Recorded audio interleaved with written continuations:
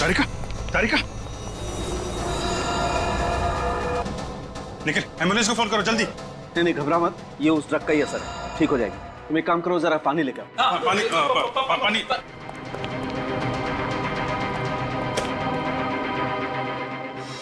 Tarika, Tarika, Tarika, you okay? Sir आ जाओ। ठीक है, you okay? Yes sir, I am sorry sir, मुझे लगा छोटा सा टेस्ट है, बिना मास्क के ही हो जाएगा। कमाल है, अपना ध्यान रखना चाहिए तारिका जी, आपको इतनी लापरवाही नहीं करनी चाहिए। अगर आपको कुछ हो जाता तो मैं तो। अभी मैं ठीक हूँ अभिजीत, थैंक्स।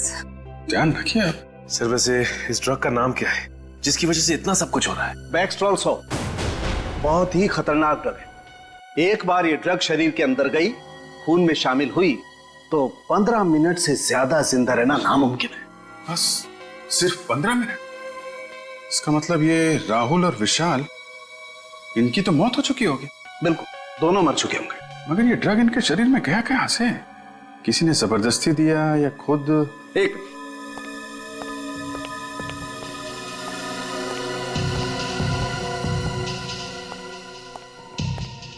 विजीत, ये जरा बॉटल के ढक्कन को गौर से देखो।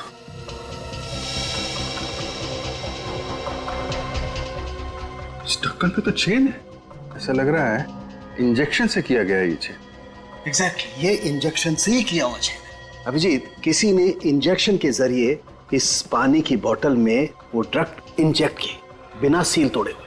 और जब उन दोनों ने इसकी सील तोड़ के पानी पिया, ड्रग्स उनके शरीर में गई, खून में शामिल हुई और 15 मिनट के अंदर इनकी मौत हो गई। लेकिन लाशें कहाँ हैं इनकी? फ्लैट के अंदर तो हम लोगों ने अच्छी तरीके से चेक कर लिया है, तो बचता है टेरेस। क्या राहुल और विशाल दोनों का खून हो गया? जी हाँ। इन दोनों की लाश मिली आप लोगों को? नहीं, अभी तक नहीं, वही ढूंढने आए। लेकिन सर, एक बार तो आप यहाँ पे आके तलाशी लेकर जा चुके हैं ना, तो दोबारा यहाँ आने का क्या मतलब? सेक्रेटरी साहब, कहीं आप ही का हाथ तो नहीं है इस राहुल और विशाल के खून में? अरे नहीं नहीं सर, मैं भला क्यों किसी का खून करने लगा? आपको जो करना है वो कीजिए, मैं यहाँ खामोश खड़ा रहूंगा।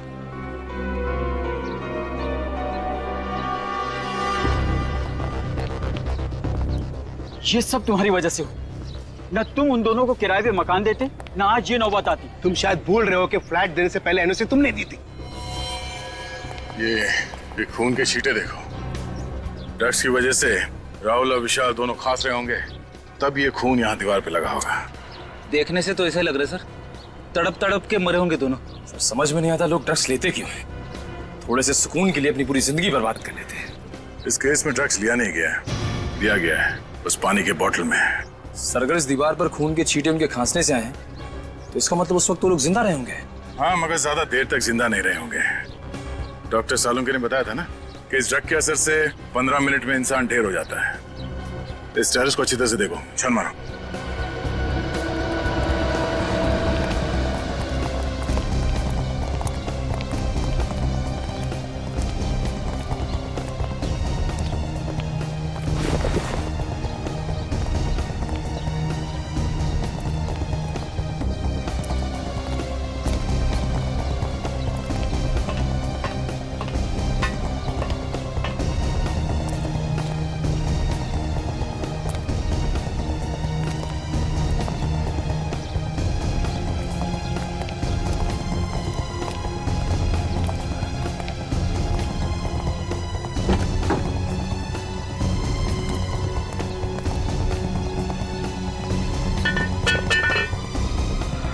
सफेद कपड़ा? सर! हाँ निखिल? सर इस टंकी के अंदर सफेद कपड़ा मिला है। सर शायद वही कपड़ा है जिसे गीता जी ने उस आत्मा को पहने हुए देखा था।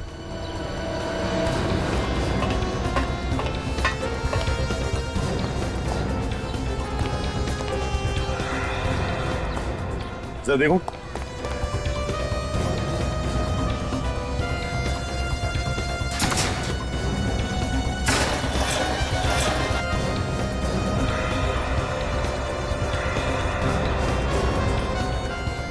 ये क्या है? सर यहाँ पे तो लाश है। लाश?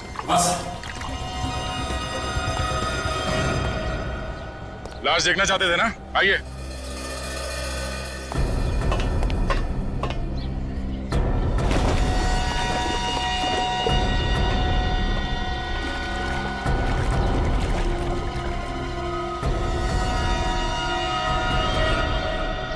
क्या कहना है? ये तो राहुल है। सर यार दूसरी लाश तो नहीं है। सर जल्दी आइए। निखिल,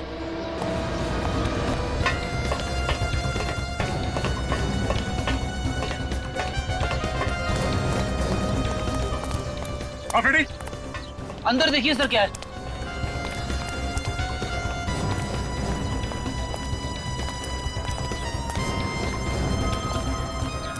ये देखिए सर, ये खुफिया जगह जैसी लग रही है। अंदर चल के देखते हैं।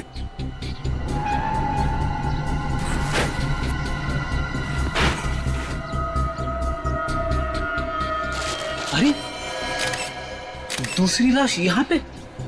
मुझसे ये सब देखा नहीं जा रहा है। ये लाश जरूर विशाल की होगी। जरा देखिए, ये विशाल ही है ना? जी सर, ये विशाल की लाश है। मेरी समझ में एक बात नहीं आई, वो दोनों लाशों को एक साथ पानी की टैंक में डाल सकता था, तो फिर हाँ सर, दोनों लाशों को अलग अलग जगह पे छुपा के रखा है। एक वहां पे पानी की टंकी में और दूसरी यहाँ पे। मुझे लगता है वो छुपाना तो वहीं चाहता था, मगर इतने में वो लड़की गीता उसने देख लिया और आत्मा कह के चिल्लाने लगी और जल्दबाजी में घबराकर उसने विशाल की लाश यहीं पे छुपा दी। सर, आशा, क्या पता चला? सर विशाल और राहुल पिछले 1 महीने से किसी रंजीत नाम के आदमी को रोज फोन करते थे। सर ये रंजीत एक बहुत बड़ा ड्रग पेडलर है और हर रोज बागी पार्क जाता है। रंजीत बागी पार्क?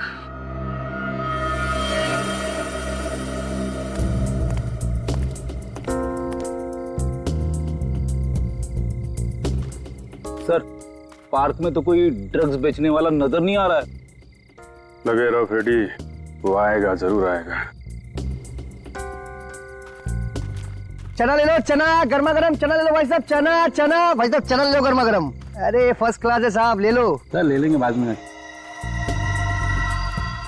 चना ले लो, चना गर्मा गर्म चना ले लो, चना ले लो भाई साहब, चना ले लो गर्मा गर्म चना गर्मा गर्म चना। जी भाई साहब। वैसे आपकी घड़ी में टाइम क्या हुआ है? मेरी घड़ी खराब हो गई। 8:15। अच्छा ये बताओ कि यहाँ पे माल कौन बेचता है? अरे साहब माफ करो, चना ले लो, चना गर्मा गर्म। अरे भैया मुंह में दांत नहीं है, चने खिला रहे हो भाई। चना ले लो, चना गर्मा गर्म चना ले लो भाई साहब, चना गर्मा गर्म चना ले लो, चना गर्मा गर्म चना ले लो भाई साहब, चना गर्मा गर्म चना ले लो भाई साहब, चना। श्रेया ने एमएमएस भेजा है, इस रंजीत की कुंडली मिल गई है, फोटो भी आ गई इधर। अब तो हम बड़ी आसानी से रंजीत को पकड़ सकते। इडली खाओगे फ्रेडी? इडली? हाँ। ड्यूटी के वक्त खाने की बात मत करना। खाना सामने हो तो खा ही लेते हैं। अरे भाई सुनो। हाँ साहब। आओ भाई सचिन, इडली खाते हैं। जरा इडली लगा। हाँ। कितने की इडली है? 15 रुपए प्लेट साहब। भाई 15 रुपए तो बहुत महंगी बेच रहे हो तुम, थोड़ा सस्ता करो। 10 रुपए? ठीक है साहब, आप भी क्या रखोगे, आप 10 रुपए दे देना। मेरी समझ में ये नहीं आ रहा है कि अगर ये सबको ऐसी डिस्काउंट देता रहेगा तो इसका घर कैसे चलेगा? घर चलाने के लिए ये दूसरा माल बेचता है फ्रेडी। दूसरा वाला माल? ये आप कौन से दूसरे वाले माल की बात कर रहे हैं साहब? अरे वो ड्रग्स। ड्रग्स? हाँ रंजीत बाबू, ड्रग्स। आप मेरा नाम कैसे जानते हो साहब? नाम तो क्या, हम तो तुम्हारा पूरा इतिहास जानते हैं। ड्रग्स बेचता है? साहब मुझे छोड़ दो साहब। ड्रग्स बेचने वाले से मुझे बहुत नफरत है।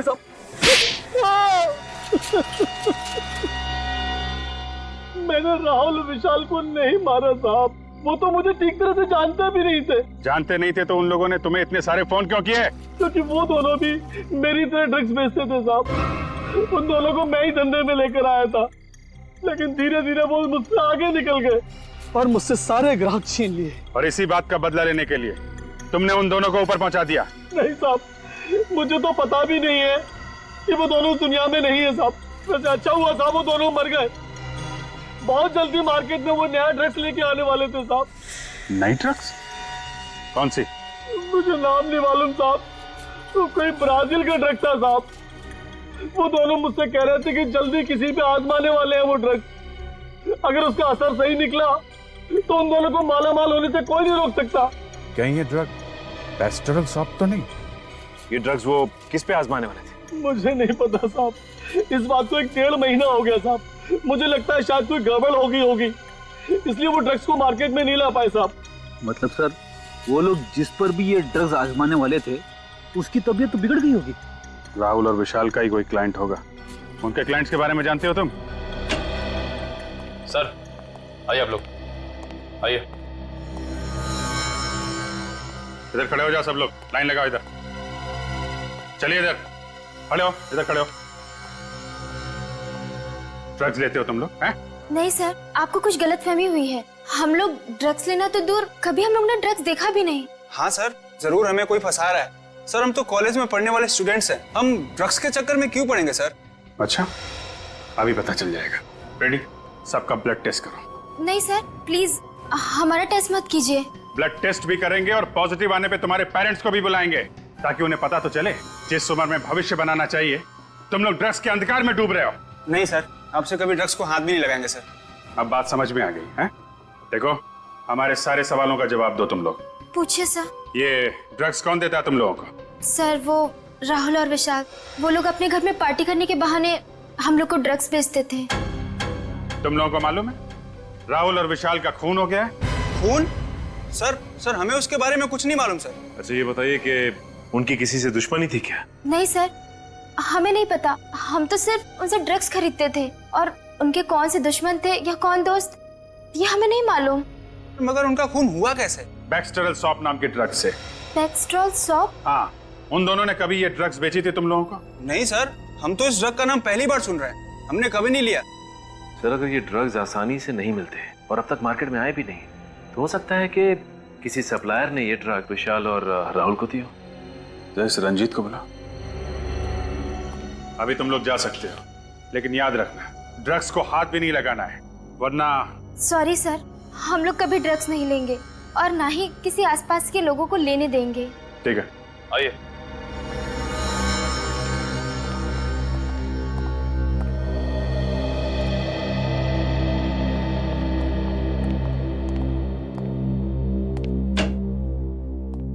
सर, रंजीत। रंजीत, बैक्सटेरल सॉप ये ड्रग कौन सप्लाई करता है? मोंटी। मोंटी? हाँ साहब, मोंटी पेशे से बिजनेसमैन है, लेकिन उनके सफेद धंधे के पीछे ड्रग्स का काला धंधा छुपा हुआ है साहब। मोंटी, चलो जरा इस मोंटी से मिल लेते हैं।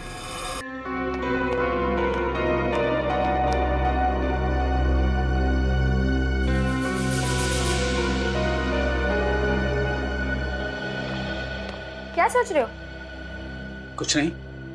आजकल मैं देख रही हूँ कि तुम कुछ ज्यादा ही सोच रहे हो। हाँ, क्या सोच रहा हूँ मैं? यही कि तुमने मेरे पीछे जासूस लगा रखा है। जासूस?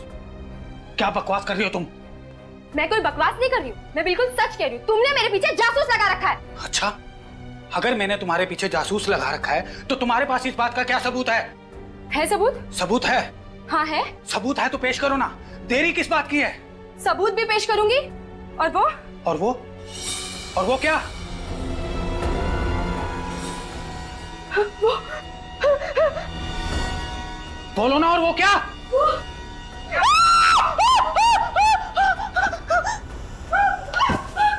गीता, गीता क्या हुआ तुम्हें? गीता होश में आओ। कौन आया होगा? तरुण, क्या हुआ? अरे क्या हुआ भाभी जी को? ये चीख क्यों नहीं थी? पता नहीं क्या हुआ। गीता, क्या हुआ तुम्हें? भाभी जी। तरुण, जल्दी से पानी लेकर आओ। जी भाभी। गीता, गीता होश में आओ। गीता, गीता होश में आओ। हाँ, तुम ठीक तो? आत्मा। आत्मा? कहाँ?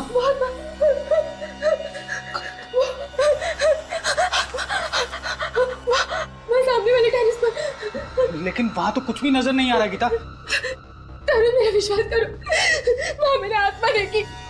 अच्छा, हम उस बिल्डिंग में जाते हैं और वहां के वॉचमैन और सेक्रेटरी को लेके वो टेरेस खुलवाते हैं।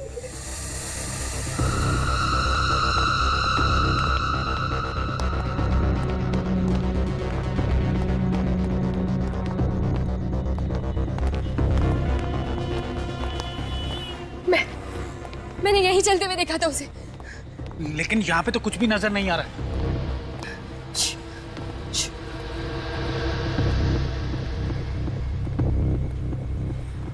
यही कहीं आसपास होगी वो आत्मा। भाभी जी, आप भी ना। अरे आप जैसी पढ़ी लिखी औरत इस तरह की बात कर रही है। कोई आत्मा वात्मा नहीं होती। होती है, मैंने उसे अपनी आंखों से देखा और मेरी आंखें कभी धोखा नहीं खा सकती। तुम्हें किसने कहा कि आंखें धोखा नहीं खाती? कई बार हमारा मन जो देखना चाहता है उसकी इच्छा शक्ति इतनी ताकतवर होती है कि जो चीजें वहां नहीं होती वो भी आंखों को दिखाई देती हैं। मतलब तुम ये कहना चाहते हो कि मैं पागल हूँ? हाँ? मुझे ऐसी चीजें दिखती हैं जो है ही नहीं। देखो, तुम्हें कोई पागल वागल नहीं कहना चाहता। मैं जानती हूँ ये सब तुम्हारी ही चाल है। हाँ? पहले तो तुमने मेरे पीछे जासूस लगा दिया और अब ये तुम्हारा कोई दूसरा नाटक है। बस करो गीता, ना जाने तुम्हारी ये शक करने की आदत कब जाएगी। वो देखो वहाँ पर क्या है, वो दीवार पर।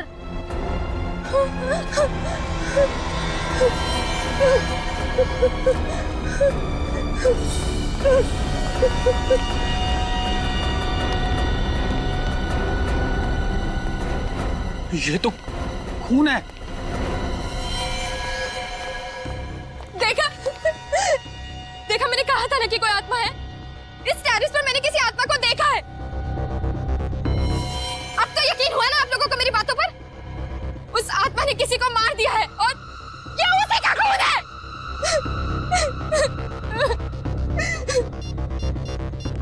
हमें सीआईडी को फोन करना चाहिए। हेलो सीआईडी, ये देखिए सर, ये देखिए ये।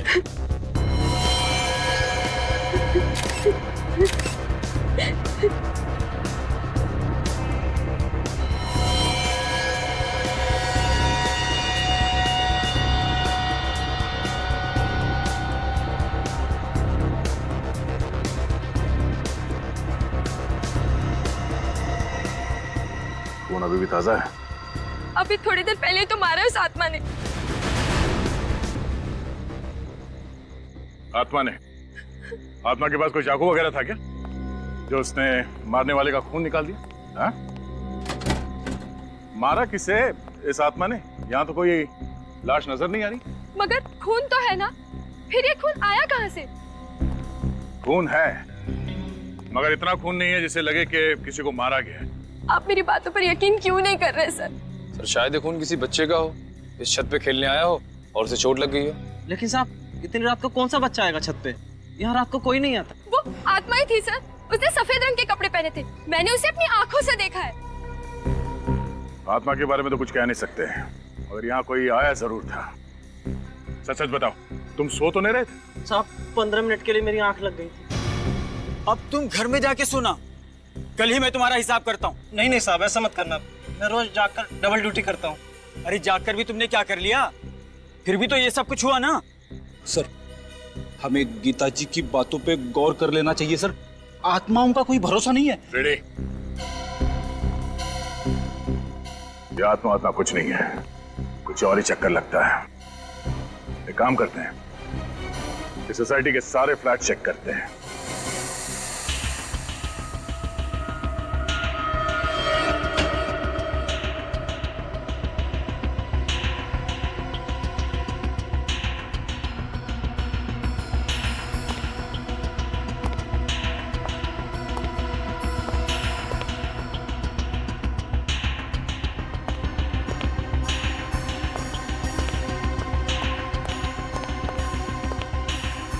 सुमित,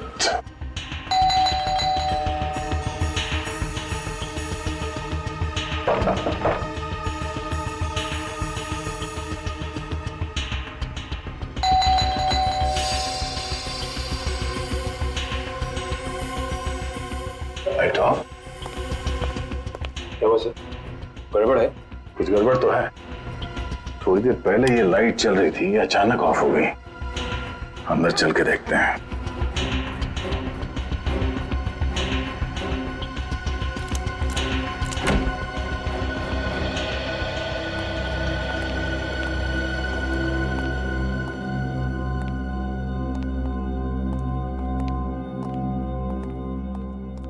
सर वो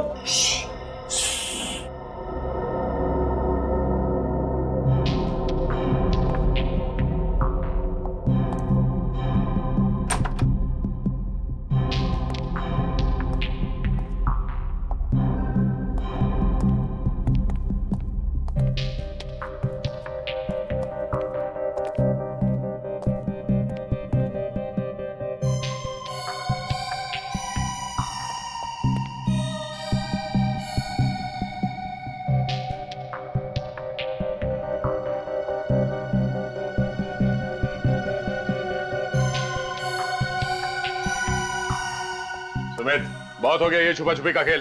बाहर निकलो। सुमित, बाहर निकलो। बाहर निकल। आराम से सर, आराम से, आराम से, आराम से। सर पैर में चोट लगी है। पैर में चोट लगी तो इस पलंग के नीचे छुपने की क्या जरूरत है? हाँ? क्या छुपा रहे हो तुम हमसे? डर गया था सर, कहीं आप गिरफ्तार ना कर ले। गिरफ्तार? मगर तुम्हें कैसे पता चला कि हम लोग कौन है? रात को इस तरह कौन आता है सर? सर मैंने कोई गुनाह नहीं किया सर, मैं सच कह रहा हूँ। आप मेरी पत्नी की बातों पर यकीन मत कीजिए। पत्नी? ये पत्नी कहाँ से आ गई बीच में? आप लोगों को मेरी पत्नी ने नहीं भेजा। नहीं, तुम्हें क्यों लगता है कि तुम्हारी पत्नी तुम्हें गिरफ्तार करवाना चाहती है? उसने मुझ पर झूठा केस कर दिया है कि मैं उसे दहेज के लिए परेशान करता हूँ। अब मैं बेचारा शरीफ आदमी उसके सामने चू तक नहीं करता, उससे दहेज कैसे मांग सकता हूँ? तो तुम्हें लगता है कि दहेज लेने के इल्जाम की वजह से हम तुम्हें गिरफ्तार करने आए? हाँ सर, मैं तो यही समझा था।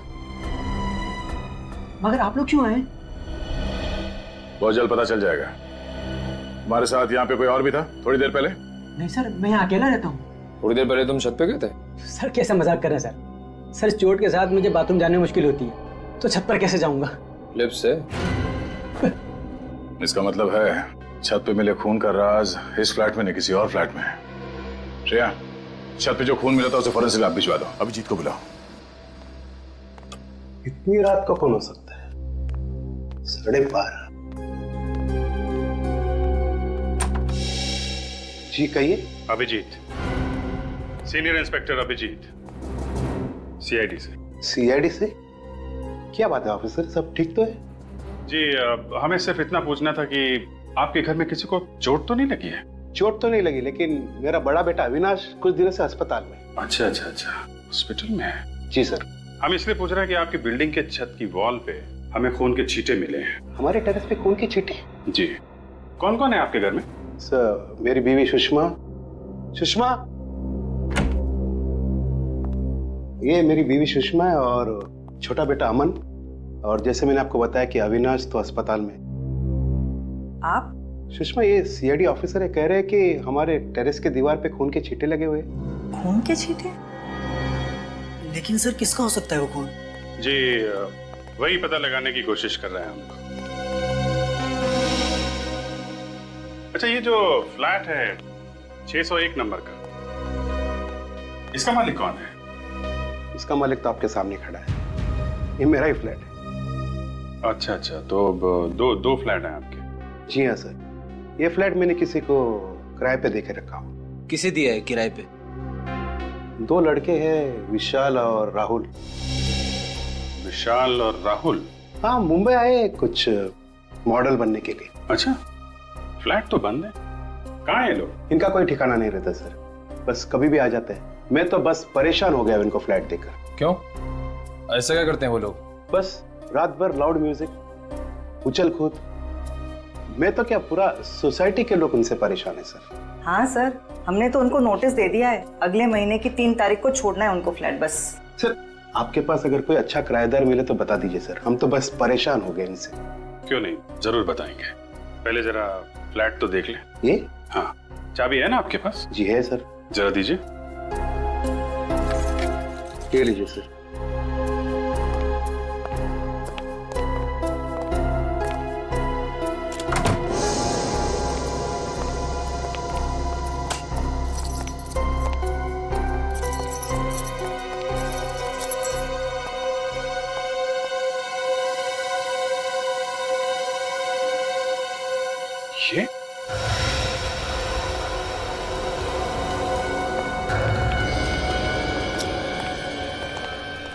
यहाँ पे भी खून? शीशे के ऊपर इतने सारे खून के छींटे। कर चेक करो। सर, ऊपर छत की दीवार पे जो हमें खून के छींटे मिले थे, कहीं वो विशाल या राहुल, इन दोनों में से किसी के तो नहीं है? हो सकता है। ये खून फ्लैट के अंदर कहाँ से आया? सर इसके बारे में मुझे कुछ नहीं मालूम सर। विशाल और राहुल को फ्लैट देने से पहले उनके बारे में अच्छी तरीके से जांच पड़ताल की थी ना आपने? सर अच्छी तरह से जांच पड़ताल करने के बाद ही तो उनको फ्लैट दी थी सर। सर मानिक, ये देखिए सर, बेडरूम में इस बॉटल के पास इतना सारा खून पड़ा हुआ है।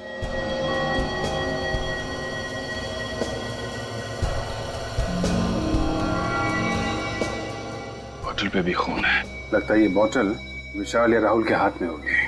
सर, हो सकता है राहुल और विशाल का आपस में झगड़ा हुआ हो और उसमें से किसी को चोट लग गई हो और ये सारा खून उसी वजह से निकला हो। ऐसा लगता नहीं है, खून चोट से निकला है।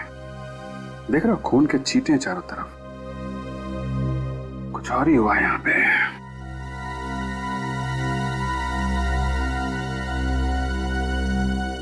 आपके पास विशाल और राहुल का फोन नंबर है? जी सर। या फोन लगाइए उनको, यहाँ बुलाइए। और सुनिए, उनको बताइएगा मत कि सीआईडी वाले यहाँ पे हैं। राहुल विशाल। समझ गए? ठीक है सर।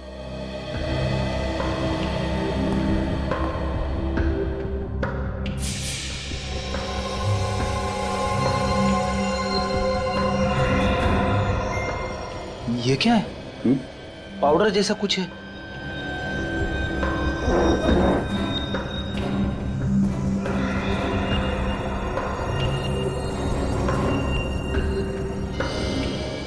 सर, ये तो ड्रग्स है। ड्रग्स? ड्रग्स कहां से आई?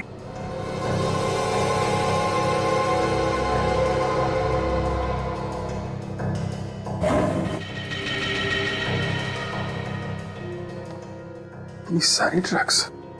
सर, ये तो लाखों की ड्रग्स होगी। कहीं ऐसा तो नहीं कि ये राहुल और विशाल ड्रग्स बेचने का धंधा करते हो? ऐसा ही लग रहा है सर। सर, ये राहुल विशाल दोनों का फोन नहीं लग रहा है सर। वो सब छोड़िए, ये क्या है? हैं? क्या है ये सब? सर, इतने सारे व्हाइट पाउडर? ये कोई मामूली पाउडर नहीं है, ये ड्रग्स का पाउडर है। ड्रग्स का। ड्रग्स? कहां से है ये ड्रग्स? सर इसके बारे में मुझे कुछ नहीं मालूम सर। ये भगवान, मैं किस मुसीबत में फंस गया। सही कहा आपने, बहुत बड़ी मुसीबत में फंस गए आप। फ्लैट आपका, किराएदार आपके, फ्लैट के अंदर खून, ड्रग्स पड़ा हुआ है और आपको कुछ पता नहीं है। लेकिन मुझे कुछ नहीं मालूम है सर। इनको ब्यूरो लेके चलो। सब चलो चलो, ब्यूरो लेके चलो। चलिए आप, चलो चलिए। अजीब इंसाफ है आपका। ड्रग्स मिली मेरे किराएदार के घर पे और फंस गया मैं खुद मकान मालिक। किराए का घर तो आपका ही है ना, और ये किराए का घर आपके घर के बिल्कुल बगल में। सब कुछ आपकी नाक के नीचे हुआ और आपको पता तक नहीं चला। हा? सर, मैं पहले से ही बहुत परेशान हूं सर। अगर मुझे इसके बारे में जरा सा भी कुछ मालूम होता तो मैं खुद पुलिस के पास जाता। मिस्टर राकेश, विशाल और राहुल दोनों के फोन लगातार बंद आ रहे। आप मुसीबत में फंसते ही जा रहे और इसमें से बाहर निकलने का कोई भी रास्ता नजर नहीं आ रहा है, समझे? सर, मुझसे बहुत बड़ी गलती हुई सर, उन दोनों को मकान भाड़े पे देकर। और तो और राकेश जी, हमें तो यह भी लगता है कि ये ड्रग्स का सारा व्यापार आपके फ्लैट से ही चल रहा था। क्या जवाब है आपका? मैं क्या जवाब दूं सर, इस चक्कर में मैं खुद फंसता जा रहा हूं।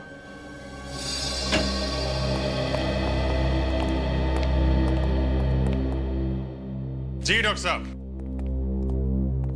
आइए भाई, आज तो आप वाकई बहुत ही अच्छे वक्त पर आए। क्या बात है सालू के साहब, इतनी गर्म जोशी से आप हमारा स्वागत कर रहे हैं? हाँ, मैं गर्म जोशी से आपका स्वागत कर रहा हूं, और वो इसलिए कि फ्रेडी साहब, आज आप कम से कम अकल वाली बात करना।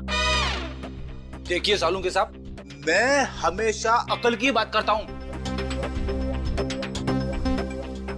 देखो, टेरेस पे मिला हुआ खून और राकेश के दूसरे फ्लैट में मिला हुआ खून, ये दोनों खून राहुल या विशाल, इनमें से किसी एक का है ना? कर दिया ना सत्यानाश? मुंह खोलते ही कर दिया ना सत्यानाश? क्यों? अरे हुआ ये फ्रेडी कि वो खून एक का नहीं है। एक का नहीं है? नहीं, वो खून दो लोगों का है। दो लोगों का खून? हाँ। मतलब विशाल और राहुल दोनों का खून मिला है? हाँ, टेरेस पर भी और फ्लैट पर भी दोनों खून में 2 लोगों का खून शामिल है। तो सर ये विशाल और राहुल दोनों जख्मी थे? जख्मी नहीं थे, ये खून जख्म का खून नहीं है। जख्म का खून नहीं है ना? नहीं, कुछ और ही है ना? बिल्कुल। क्या? अभिजीत, इन लोगों को खून की खांसी हुई और ये खून उस खून की खांसी की वजह से। खून की खांसी? हाँ सचिन, टेरेस और फ्लैट में से जो खून मिला है उन दोनों में से हमें थूक के सैंपल्स मिले। एक और बात, इस खून के सैंपल में हमें एक खतरनाक किस्म की ड्रग भी मिली है।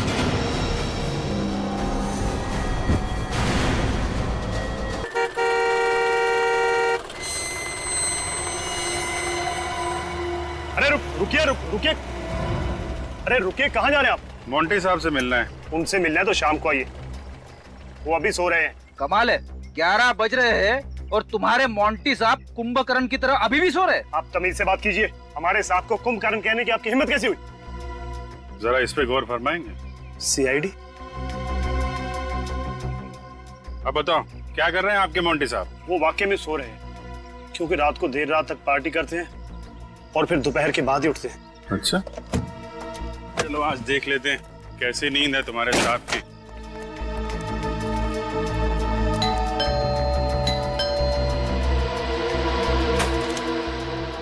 कहाँ है तुम्हारे मोंटी साहब? मोंटी साहब तो ऊपर वाले कमरे में सो रहे हैं। ऊपर? हाँ सर। चलो दिखाओ।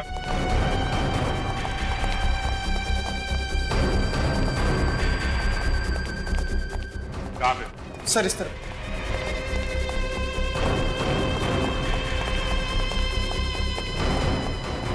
ये सर। मोंटी साहब दरवाजा खोलिए। मोंटी साहब, पीछे आओ जरा, पीछे आओ।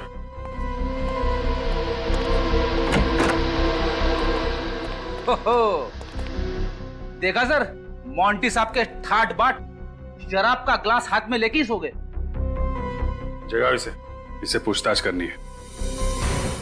मोंटी, ओए मोंटी, ए मोंटी, उठ। लगता है बड़ी गहरी नींद में। शराब पीते पीते सो गया। अरे खून!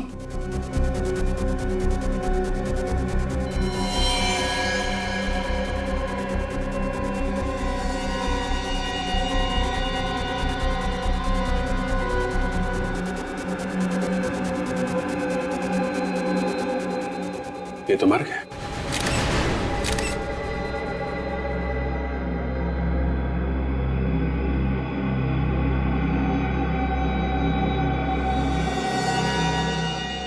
सर ये सब देख के तो लगता है कि इसकी मौत भी उसी ड्रग से हुई है जिस ड्रग से विशाल और राहुल की मौत हुई थी। विशाल और राहुल को पानी में मिलाकर ड्रग दिया गया था। इसे लगता है विस्की में मिला के दिया गया है। सर कहीं ऐसा तो नहीं कि उन्हीं को पता चल गया था कि हम लोग मोंटी तक पहुंच जाएंगे और उसने मोंटी को भी मार दिया? हाँ, मगर है कौन ये खूनी जो हर बार हमसे एक कदम आगे रहता है? आप लोगों का अंदाजा एकदम सही था। इस मोंटी का खून भी उसी बैक्सटर सॉफ्ट नाम की ड्रग से हुआ है जिससे विशाल और राहुल का खून हुआ है। ओह, और इस बार वो ड्रग इसे पानी में नहीं विस्की में मिला के दी गई है। बिल्कुल सही अभिजीत, विस्की का वो पैक जिसे पीते पीते बेचारा लंबी नींद सो गया। सर इसका मतलब खूनी मोंटी के कोई आसपास वाला ही आदमी था जो मोंटी के इतना करीब था कि उसकी विस्की में वो ड्रग मिला सके। और वो पास वाले खूनी तक पहुंचने का बस एक ही जरिया है, वो पीली इंक। पीली इंक? अब ये क्या चक्कर है? चक्कर नहीं है बा, ये पूरा का पूरा केस ही दिमाग को घुमा देने वाला। इस मोंटी के पेट से और विस्की के गिलास से हमें उस ड्रग के अलावा पीली इंक के कुछ ट्रेसेस भी मिले। विस्की में पीली इंक? ये विस्की में इंक मिला के पीने का नया फैशन है क्या? अरे मेरी तरफ देख के क्यों पूछ रहा है? तुम्हें मालूम है ना मैं शराब को हाथ भी नहीं लगाता। आपकी तरफ देखने का मेरा ये मतलब नहीं था सर। ठीक है ठीक है। अच्छा सर ये इंक क्या जहरीली थी जो मोंटी की विस्की में मिलाई गई? नहीं सचिन, ये इंक बिल्कुल जहरीली नहीं थी। अगर ये जहरीली नहीं थी तो फिर मोंटी की विस्की में से मिलाया क्यों? मेरे ख्याल से खूनी इस ड्रग को पीली स्याही की खाली बोतल में लेकर के आया होगा और जब वो ड्रग पीली स्याही की बोतल में डाल रहा था तो उस बोतल में पहले से ही उस स्याही के कुछ बूंदे रही होंगी और वो उस ड्रग के साथ साथ मिल गई और जब उसने ड्रग विस्की में मिलाई तो ये पीली स्याही भी ड्रग के साथ साथ विस्की में घुल गई। मगर सर ये किस तरह की इंक है? मैंने आज से पहले कभी किसी को इस तरह पीली इंक का इस्तेमाल करते हुए नहीं देखा। वो इसलिए बच्चे कि पीली इंक अधिकतर कैलीग्राफी में इस्तेमाल होती है। कैलीग्राफी? कैलीग्राफी मतलब? फ्रेडी सर, जब अक्षरों को सुंदर बनाने के लिए एक इंस्ट्रूमेंट से यूं घुमा कर लिखा जाए तो इस लिखावट को कैलीग्राफी कहते हैं। अरे वाह तारिका जी, आपको कैलीग्राफी भी आती है? आपने कभी बताया नहीं। मैं भी कुछ बता दूंगा आपको। जी बताइए। ये पीली इंक बहुत कम दुकानों में मिलती है। बहुत कम दुकानों में मिलती है? ये बड़ी अच्छी बात बताई आपने डॉक्टर साहब। इससे तो हमारा काम काफी आसान हो गया। Excuse me. जी कहिए। पीली इंक है आपके पास? कौन सी वाली? वो कैलीग्राफी वाली पीली इंक। सुना सिर्फ आपकी दुकान पे ही मिलती है? हाँ हाँ। ये वाली पीली इंक? हाँ। ये हमारे यहाँ नहीं मिलेगी तो और कहाँ मिलेगी? सही निशाने पे लगा आपका तीर, वरना आप घूमते ही रह जाते, क्योंकि ये सिर्फ हमारी दुकान पे ही मिलती है। अच्छा, ऐसी क्या खास बात है इस इंक में जो सिर्फ आपकी दुकान पे मिलती है? एक तो मांग कम है, विदेश से मंगानी पड़ती है और अपने देश में बनती नहीं है। मांग कम है तो फिर तो इसे खरीदने वाले लोग भी कम ही होंगे। हाँ हाँ, 2-4 जन है वही खरीदते और वही खरीदने आते। आप लोगों को क्या नया नया शौक लगा है कैलीग्राफी का? नहीं नहीं, हमें कैलीग्राफी का कोई शौक नहीं है। हम लोग CID से हैं। CID? इंक नहीं चाहिए? नहीं नहीं, इंक नहीं चाहिए, इंक खरीदने वाले चाहिए। आपने जिन जिन लोगों को इंक बेची है उनके नाम और नंबर हैं आपके पास? नाम नंबर चाहिए, इंक नहीं चाहिए। इंक नहीं चाहिए, सिर्फ नाम और नंबर चाहिए, है ना आपके पास? हाँ है ना, बल्कि हम लोग तो कई बार इंक उनके घर पे दे के आते हैं। वैसे बात क्या है सर? ये बड़ी लंबी कहानी है और हमारे पास वक्त भी बहुत कम है। आप बस नाम और नंबर दीजिए। हेमंत, प्रिया, अभिषेक। हाँ? ये तो हमारी आंखों के सामने ही था और हम इसे देख नहीं पाए। इस वक्त कौन आ गया? आप लोग यहाँ? खूनी पकड़ा गया क्या? जी हाँ, उसी को पकड़ने आए हैं यहाँ पे। खूनी को पकड़ने आए, वो भी हमारे घर में? क्योंकि खूनी आपके घर में ही है। आप लोग फिर से आ गए, क्या बात है? देखो ना राकेश, ये लोग कह रहे हैं कि खूनी हमारे घर में है। आप कैसी बातें करते हो? जरा सोच समझ के बात कीजिए। हम सोच समझ के ही बात कर रहे हैं। खूनी आपका बेटा अमन है। नहीं नहीं, ऐसा नहीं हो सकता। आपको जरूर कोई गलतफहमी हुई है। मेरा बेटा अमन खूनी? जी हाँ, आपका बेटा अमन। अमन?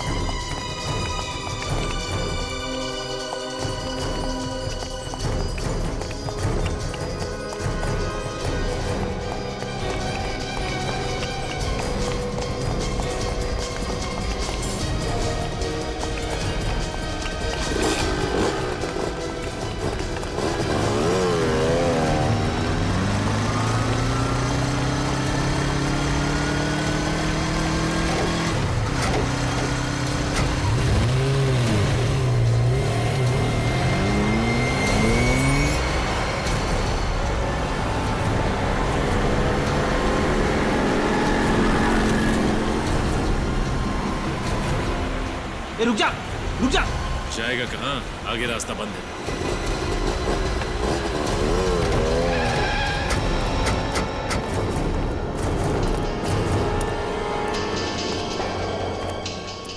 भाग रहा था? है? भाग रहा था? CID से भागने के सपने देखने की कोशिश बहुत मुजरिमों ने की, लेकिन आज तक ना कोई भाग पाया है ना भाग पाएगा।